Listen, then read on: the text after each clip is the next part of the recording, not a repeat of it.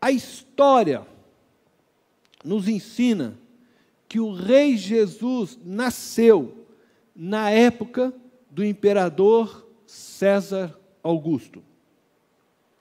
E quero então ler com vocês Lucas capítulo 2, verso 1 ao 7, nesta manhã, onde narra este acontecimento. Diz assim o texto da palavra de Deus, você pode acompanhar pela tela. Naqueles dias, César Augusto publicou um decreto ordenando o recenseamento de todo o Império Romano. Este foi o primeiro recenseamento feito quando Quirino era governador da Síria. E todos iam para a sua cidade natal, a fim de alistar-se.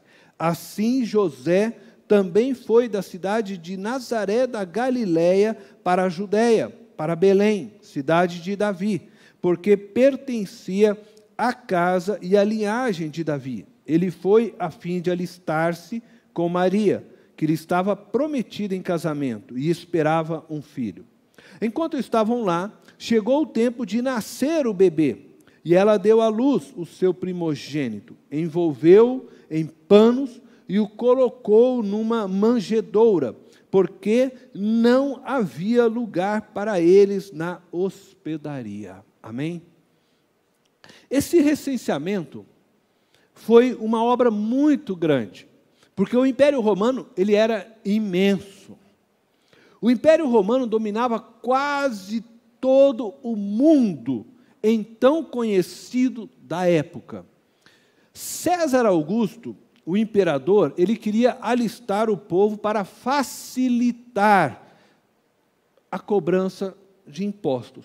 Assim ele poderia aumentar o seu poder e dessa forma também o seu império. César Augusto, ele começou a reinar após a morte de seu tio-avô, Júlio César, no ano 27 antes de Cristo, e ele reinou até o ano 14 depois de Cristo.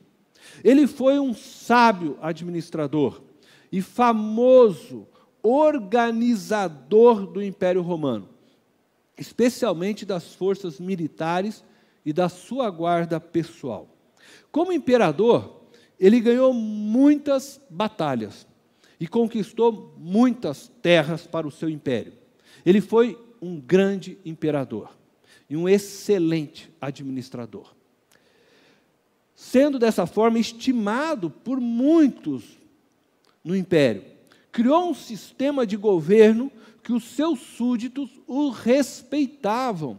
Ele foi, então, chamado de rei benevolente. Para Roma e os romanos, foi um magnífico imperador. Para os judeus e cristãos, foi um grande problema. César Augusto, ele era pagão. Podemos dizer assim, um descrente convicto, né? Ele adotou para si mesmo o título de Augusto, que quer dizer majestoso, sublime, divinamente reverenciado. E ele se apossou ainda também indevidamente do título do Messias. Ele afirmava ser o Salvador do mundo. Muitas pessoas achavam que ele era realmente o próprio Messias, aquele que iria colocar todo debaixo do seu reino, do seu cuidado, debaixo do seu poder. E ainda César Augusto tomou para si o título de sumo sacerdote. Ele afirmava ser o cabeça de todo culto religioso. Ele criou templos para ser adorado. Ele era um anticristo, uma pessoa que trabalhava contra Deus. Esse era o cenário histórico quando Jesus nasceu. Então o Messias nasceu quando o imperador de Roma subjugava os israelitas, os judeus, e se declarava ser o próprio Messias, o próprio Salvador. Desejava ser adorado e reconhecido dessa forma.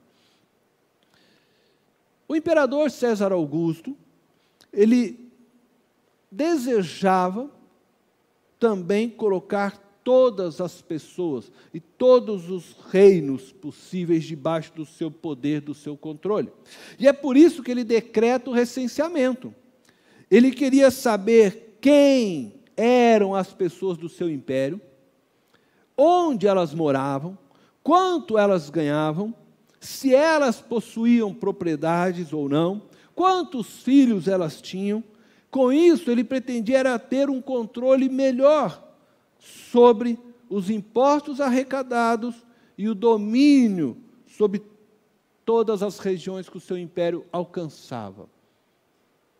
E com isso poder ser mais estratégico nas suas ações. Um imperador pagão que queria ser reconhecido como um Deus, o Salvador, o Messias, que desejava ter o controle de tudo e de todos que estavam debaixo do seu império. Mas, preste atenção nisso, de fato, ele foi um peão nas mãos de Deus, um instrumento nas mãos do Deus vivo, do Deus de Israel, do Deus a quem Jesus Cristo chama de Pai, para a realização do projeto de Deus. Vocês percebem essa coisa? Percebe, né? Ele queria ter domínio de tudo, mas não consegue perceber que, na verdade, ele está debaixo do domínio do Deus vivo. E que o que ele estava fazendo era tudo, na verdade, algo necessário e desejado por Deus para que o projeto de Deus, o nascimento do Messias na cidade de Belém, pudesse se concretizar. De fato, ele era apenas um instrumento nas mãos de Deus, achando que ele era o próprio Deus dominando tudo. César Augusto, ao publicar o decreto de recenseamento, estava fazendo a vontade de Deus. Através desse decreto, José e Maria precisaram viajar de Nazaré até a cidade de Belém. Uma viagem de 140 quilômetros. E assim se cumprindo a profecia de que o menino nasceria em Belém, conforme já havia sido anunciado pelos profetas. O que aprendo deste fato histórico?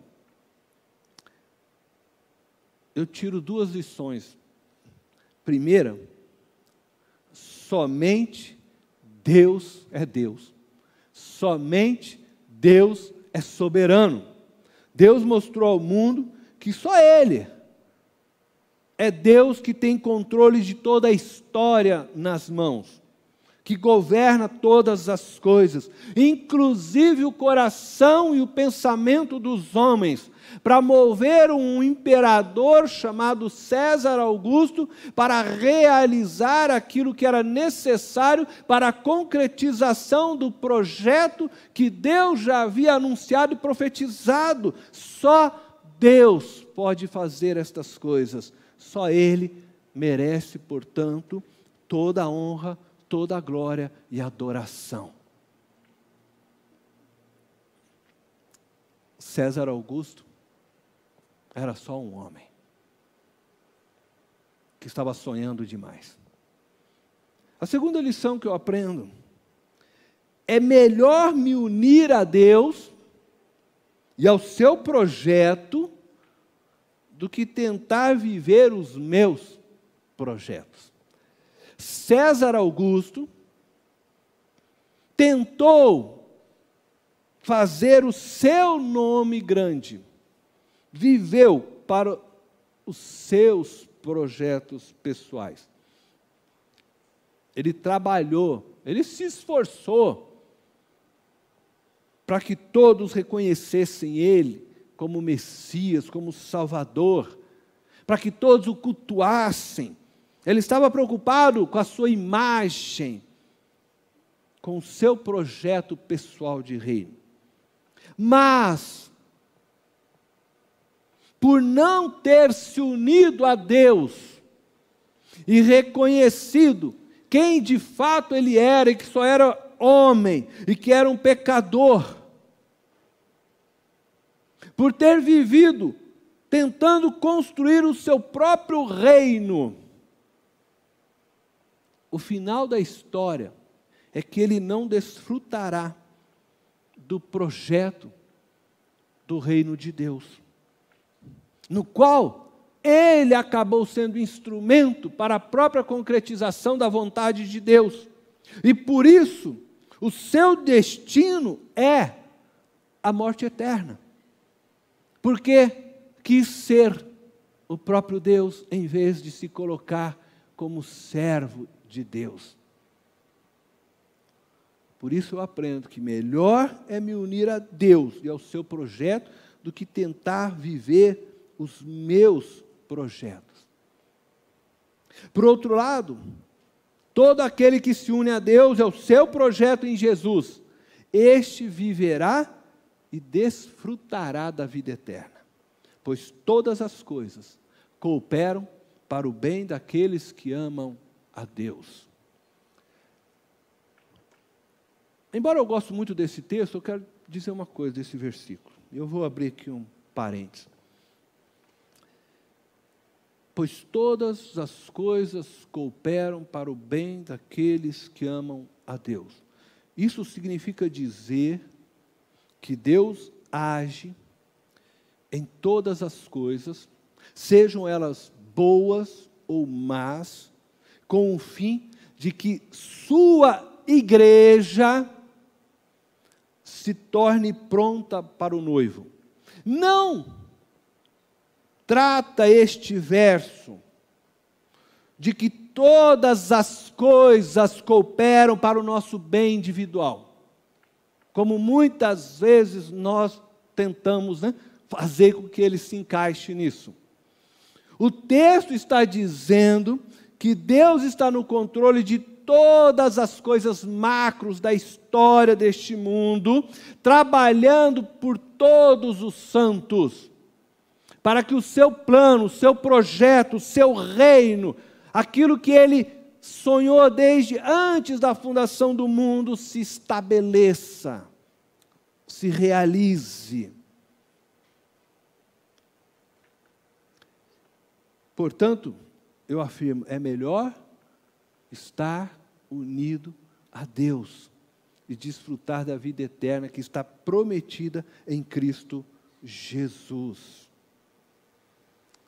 Porque na nossa vida individual, muitas vezes, coisas acontecem e acontecerão que, na verdade, se você analisar, não coopera para o seu bem individual. Como você pode dizer para alguém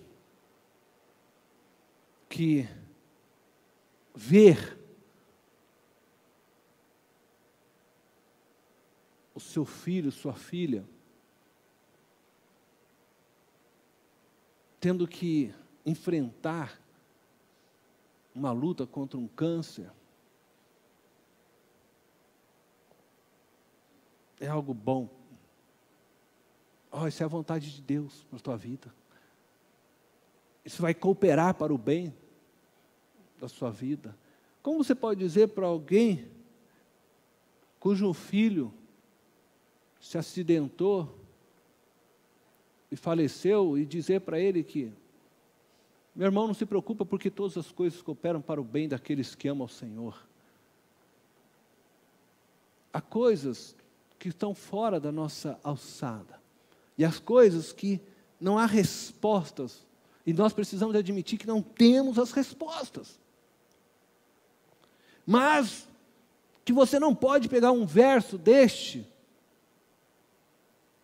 e chegar para alguém e simplesmente jogar para ele e dizer: não se preocupe,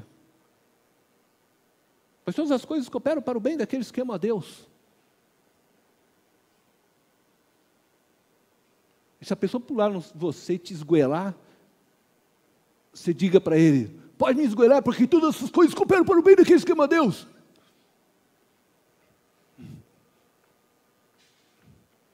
O que o texto está dizendo é que Deus trabalha para que todas as coisas cooperem para o seu propósito, estabelecido lá antes da fundação do mundo.